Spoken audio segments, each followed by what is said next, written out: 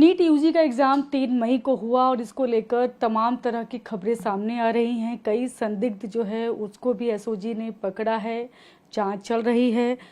क्या कहते हैं एक्सपर्ट्स? इस पर बातचीत करने के लिए हमारे साथ केशव अग्रवाल जी हैं। सर, क्या कहते हैं? अगर मैं बात करूं, आपका क्या मानना है? स्टूडेंट्स को लग रहा है कहीं ऐसा तो नहीं पेपर लीक हो गया? हालांकि बहुत सारे ऐसे गेस्ट पेपर हैं जिसकी बार बार बात की जा रही है कि 410 में से 110 के आसपास जो क्वेश्चन हैं वो उसी गेस्ट पेपर से आए। देखिए, जैसे परीक्षा हुई उसके अगले दिन से ही ये चर्चा गर्म हो गई थी, क्योंकि ये बताया जा रहा है साउथ से गेस्ट पेपर सीकर में एक काउंसलर के पास आया और उस काउंसलर के पास 2 दिन पहले आता है और ये बताया जाता है उसको कि इसमें से पेपर आएगा। गेस्ट पेपर के रूप में 300 सवाल आते हैं। काउंसलर और भी वहाँ के जितनी कोचिंग संस्थान हैं उनको ये दे देता है और ये बताया जा रहा है 30-30 हज़ार में ये पेपर दिया गया और वहाँ से जो खबरों में आ रहा है 5 लाख का ये पेपर आया। और जब सवाल उन बच्चों को कराने लगे और देने लगे तो ये चला, और एक दिन पहले तो ये कई लोगों पे आ गया था एज ए गेस्ट पेपर कि इससे पेपर आ रहा है, और इसमें से लगभग 150 क्वेश्चंस 40 क्वेश्चंस के करीब पेपर में आ गए।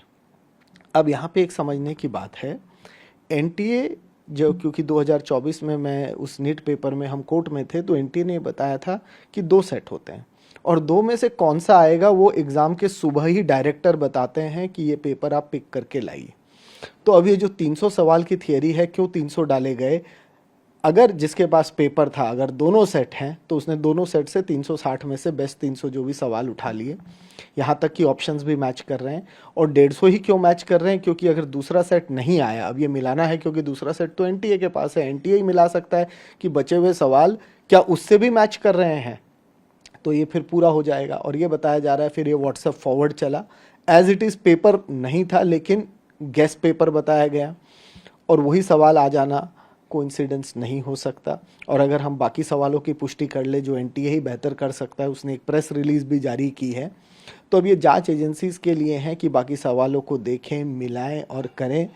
और ये जो हुआ है, देखिए कहीं ना कहीं या तो प्रिंटिंग प्रेस इन्वॉल्व है क्योंकि ऑफलाइन एग्ज़ाम होता है, या फिर ट्रांसमिशन है, कहीं से तो ये सेंध लगी। और ये अगर ऐसा हुआ है तो बहुत ही दुर्भाग्य है कि 2-3 साल में नीट में इतनी कंट्रोवर्सी आ गई और एनटीए एक परीक्षा ध्यान से या सही से नहीं करा पा रही, और आज स्टूडेंट्स असमंजस में हैं।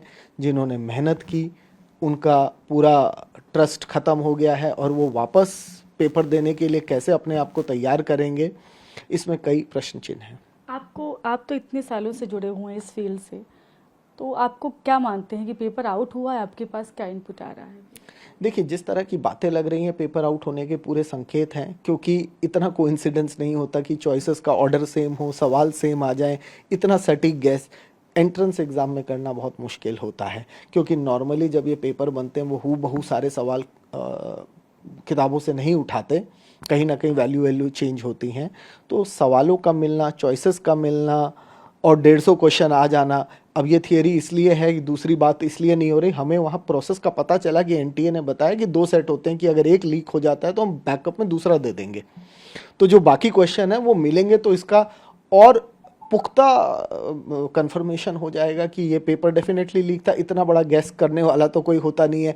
कुछ 4-5 सवाल 10 सवाल आ जाएं अलग बात है, हूबहू सवाल और ये आना संकेत करता है। बाकी जांच एजेंसी बताएंगी कि इसमें क्या हुआ, कैसे हुआ। कहीं ना कहीं तो कुछ है, ताकि पुलिस भी एक्शन में है, राजस्थान में देहरादून की भी बात कॉन्फ्रेंस कर रही बकायदा एसओजी तो, और एनटीए अगर रिलीज कर रही है।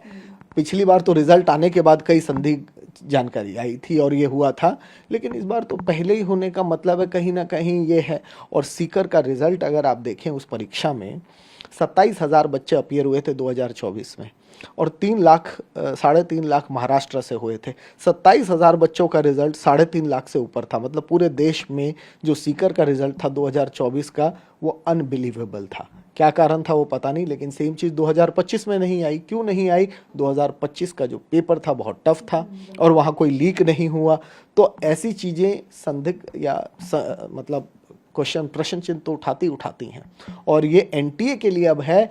मतलब और एनटीए जो बोल रहा है वो कह रहा है कि हमने तो जीपीएस ट्रैकिंग वाली गाड़ियों में पेपर भेजे, हमारे जो हैं वो बायोमेट्रिक हमने चेक करके अटेंडेंस से जो है ना अंदर जाने दिया, जो अभ्यर्थी थे उनको। इतने जैमर लगे हुए थे, सीसीटीवी कैमरा लगे हुए थे, तो वो तो ये कह रहे हैं कि सब कुछ जांच के दायरे में है, सारी हमारे इंतज़ाम किए गए थे, हमने परीक्षा अच्छे से कराई है, बाकी जांच के बाद पता चलेगा। देखिए, एनटीए जीपीएस की बात कर रहे हैं, पेपर के अपने पर नहीं है जो चल के पहुंच जाएगा।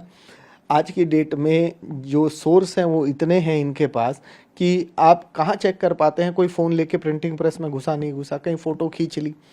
और मैं इसलिए ये कह रहा हूँ, 2018 में सीबीएसई का पेपर लीक हुआ था और तब संदिग्ध कोचिंग सेंटर्स को कहा गया था दिल्ली में, और मैंने उसका खुलासा भी तब किया था क्योंकि हमारे पास भी वो पेपर पहुंचा था। फिर पता चला उस पेपर का मोडस ऑपरेंडी क्या था। जिस टीचर ने वो पेपर लीक किया वो बैंक में गया, गलती से उसने दूसरा क्वेश्चन पेपर उठाया और उसको जब मिल गया तो वो फोटो खींचता और हैंड रिटन पेपर बना के सर्कुलेट कर देता।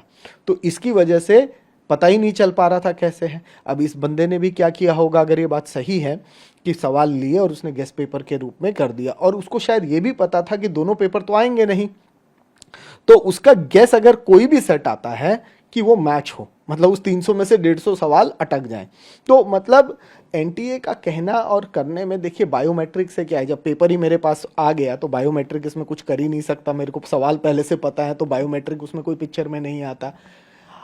डेफिनेटली ये बहुत बड़ी लापरवाही कहीं ना कहीं है, और 3 साल में अगर एनटीए नहीं सीखा, जब सुप्रीम कोर्ट ने इतनी झाड़ लगाई, जोशी कमेटी बैठी, राधाकृष्णन कमेटी बैठी कि हम इसको ऑनलाइन कराएंगे, साल में 2 बार कराएंगे, ये करेंगे, एक भी रिफॉर्म अभी तक नहीं लगा उस कमेटी का। जाके देखिए जो उन्होंने कहा। हाँ, एक चीज़ ज़रूर है, फिर से हम नीट पेपर लीक की बात कर रहे हैं, रीनीट की बात कर रहे हैं। 22-23 लाख बच्चे परीक्षा देते हैं, छोटी परीक्षा नहीं है ये।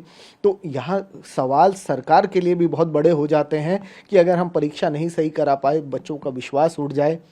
और एनटीए की इसमें क्यों, सीयूईटी में भी अभी लापरवाही देखिए आप, हर एग्ज़ाम में लापरवाही आती है, आंसर की में गलतियां मिलती हैं, जेई में बच्चे क्वेश्चन ड्रॉप होते हैं। तो मतलब आप देखिए, एज ए प्रोफेशनल बॉडी हम देखें तो इनको अपनी टीम बढ़ाने की ज़रूरत है, जिसकी बात तब भी हुई थी। इनके पास अपनी टीम नहीं है, ये डिपेंडेंट रहते हैं। जब आप दूसरे पे एनटीए ही ठेके पर चलता है, और इसमें जब ठेके पे चलेगा, आप ह्यूमन रिसोर्स को कहाँ कहाँ माइक्रो लेवल पे चेक करेंगे। आपको चेक करना बहुत मुश्किल काम है, इसमें इतना बड़ा है, 4500 से ऊपर सेंटर हैं।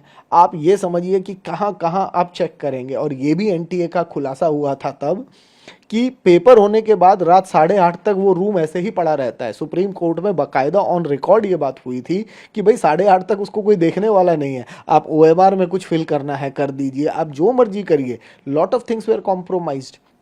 तो आप ये देखिए, और निट में इसमें तो 5 लाख की है, उसमें सुप्रीम कोर्ट में बाकायदा खुलासा हुआ था, एक पेरेंट ने 75 लाख रुपए दिए थे इस पेपर के लिए। तो मतलब इतना बड़ा पैसा इन्वॉल्व है निट में, तो कहीं ना कहीं इसमें देखिए बच्चे। और इसमें एक और चीज़ बता दूं, अभी दिल्ली में अरेस्ट हुआ था 5 दिन पहले, खबर थी, और ये कहा गया था कि आधे सवाल उसमें नहीं मिले। अब मेरे को कुछ कोरिलेशन आ रहा है, वो आधे सवाल जो नहीं मिले वो 150 क्वेश्चन है शायद, ये उनको भी बिठा के कुछ सवाल कराने का, और ये बात आई थी। तो पता नहीं ये नेटवर्किंग इस बार कितनी बड़ी है, कहाँ कहाँ गई है, क्या क्या हुआ है। ये तो एनटीए को अब जिम्मेदारी लेके जांच करना है। हम ब्लेम नहीं कर रहे एनटीए को, पर एनटीए को जिम्मेदारी भी लेनी चाहिए, एक निष्पक्ष परीक्षा करानी चाहिए, और अब लूपहोल्स को ख़त्म करना चाहिए। तब ये भी बात हुई थी कोर्ट में, आपको बताऊं, तुषार मेहता जी ने ये कहा था कि हम इसका टेंडर नहीं निकालते प्रिंटिंग का।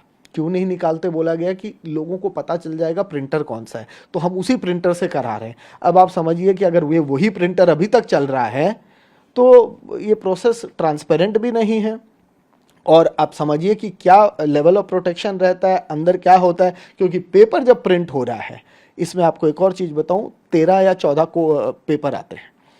हर क्वेश्चन पेपर में सवाल टोटल सेम रहते हैं, सवाल ऊपर नीचे होता है, ऑर्डर बदलते हैं और आंसर क्रम का ऑर्डर बदल देते हैं, बस इतना होता है। तो यानी अगर पेपर लीक होता है तो अगर सवाल पता है और आंसर बच्चे ने कर लिया तो फिर इसमें वो बचता नहीं है कुछ इसमें रहे। दूसरा, क्या अभी आप क्या मांग करते हैं, क्या होना चाहिए आगे? अभी देखिए, क्या रीनीट होना चाहिए? अब देखिए, अगर ये पेपर कॉम्प्रोमाइज्ड है, व्हाट्सएप पे फॉरवर्ड्स की बात आ रही है, तो अब आप बताइए कहाँ कहाँ फॉरवर्ड हुआ। इस इलेक्ट्रॉनिक मीडियम को तो मैं डिटेक्ट नहीं कर सकता किसी भी तरीके से। एजेंसीज तो कर सकती हैं, एजेंसीज भी नहीं कर सकती, मैसेजेस डिलीट हो जाते हैं। इस माइक्रो लेवल पे जाना, 20 से 24 लाख बच्चे पेपर दे रहे हैं। अब मानिए मेरे पास फॉरवर्ड आया, मैंने फॉरवर्ड नहीं किया, मैंने 10 को वैसे ही करा दिया, तो आप वो भी अंदाजा लगाना मुश्किल है कि एक पेपर लिया और हमने। इसमें भी आया कि प्रिंट किया गया बाहर, ये आ रहा है। नहीं, प्रिंट नहीं, वो तो क्वेश्चन जो आ गए उसको जिस फॉर्म में भी ले जाके वेरियस जिनके हाथ लगा उन्होंने प्रैक्टिस कराया। कुछ नोइंगली करा रहे होंगे, कुछ अननोइंगली करा रहे होंगे। देखिए जब आता है तो सब एक दिन पहले अपने आप गैस वर्क, और ये रहता है कि भाई आजकल यूट्यूबर्स का बड़ा चल गया, one time one shot revision, ये वो, तो ये सब चीज़ें अब आप देखिए इसमें आप जो कह रहे हैं नहीं लगा सकते। अब एक यूट्यूबर पे पेपर आ गया और उसने उसको क्वेश्चंस को कराया कि ये इंपॉर्टेंट है, कितने छात्रों ने देखा, आप उसको कैसे पता चला सकते हैं? तो ये करना बड़ा मुश्किल है।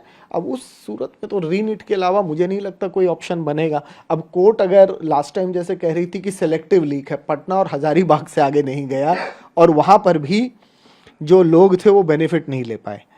अब ऐसी अगर बातें सेलेक्टिव लीक और होगी तो मुझे नहीं पता, लेकिन अगर ये माना जा रहा है कि व्हाट्सएप फॉरवर्ड है, सवाल मिलते हैं और बाकी 150 को भी एजेंसीज को मिलाना चाहिए सेकंड सेट के साथ, फिर अगर ऐसा है तो रीनीट के अलावा कोई ऑप्शन नहीं है, और वो भी कम से कम 1.5 से 2 महीने लगेंगे, इतनी जल्दी। और एक कोरिलेशन ये आ रहा है कि ये जो पेपर था 3 मई को 2015 में होता है, लीक हो जाता है, और 25 जुलाई को रीनीट होता है, ये भी उसी डेट को हुआ है, और अब शायद 26 जुलाई संडे पड़ेगा। क्या ये कोरिलेशन बहुत बड़ा बन रहा है कि 2015 के बाद 2026 में ऐसी बात फिर से हो जाती है? तो वही मांग कर रहे हैं एक्सपर्ट भी कि रीनीट हो, क्योंकि बहुत सारी चीज़ें सामने आ रही हैं। किस तरह से कह रहे हैं कि क्वेश्चन कैसे मैच हो गए, 150 के आसपास सवाल अगर मिल रहे थे तो कहीं ना कहीं बड़े सवाल खड़ा होता है। इसलिए ज़रूरी है कि नीट जो है वो दोबारा एग्ज़ाम हो।